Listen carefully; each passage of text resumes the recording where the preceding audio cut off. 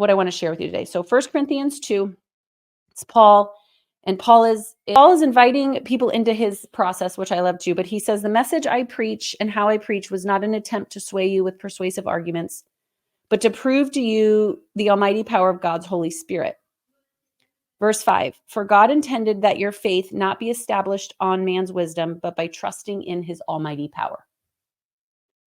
And Mark's going to share a ton of context around this. Maybe doesn't, maybe goes into depth in a different direction. But what stuck with me about that is as we've been starting to talk about arising and aligning and shifting into a different pace and starting to recognize spiritual realities, that it's as simple and yet complex as our very breath, right? Because we know that breath and spirit are one and the same, which means that I have access to breath at all times. It means that I have access to breath at all times and breathing at all times. But when I actually start to focus on it and I activate breath, it takes on a whole new meaning. Same thing with spirit, is that the Holy Spirit is with us at all times. We have access to him at all times. But when we activate him, he does something dramatic within our lives.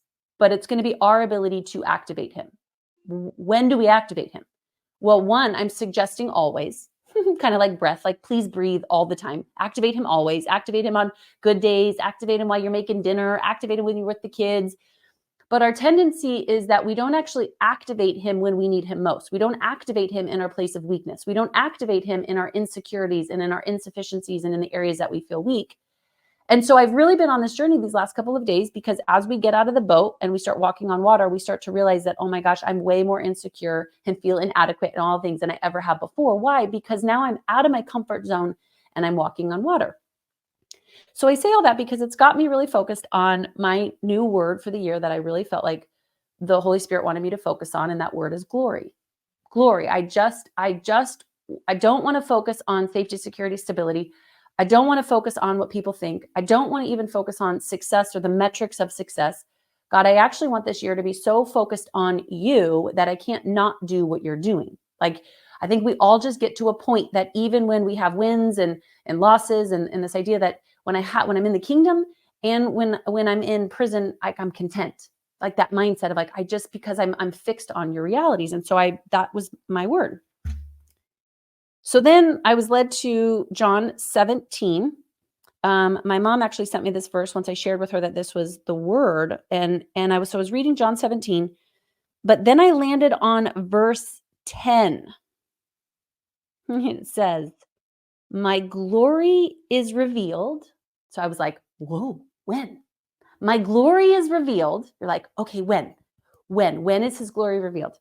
My glory is revealed through their surrendered lives. And I was like, I hate that word. Surrendered lives. I am glorified in them when they're surrendered. And I'd like to propose tonight that to let Mark take our lead is that when we surrender, it's not giving up, it's giving in. It's not loss, it's gain. It's taking my good and letting God give me his great.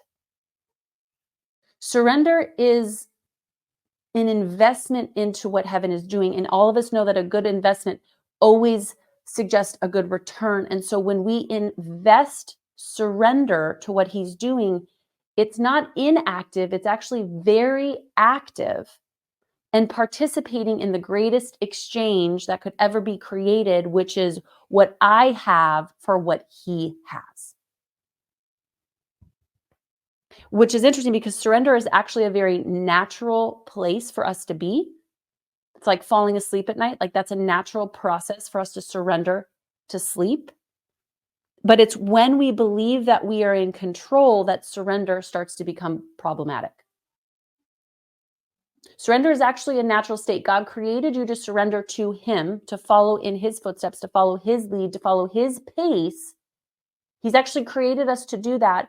But it's only somewhere along the lines when we feel like it needs to be in our control that natural state actually starts to become, we start to think that it's not natural, and that's when it becomes problematic.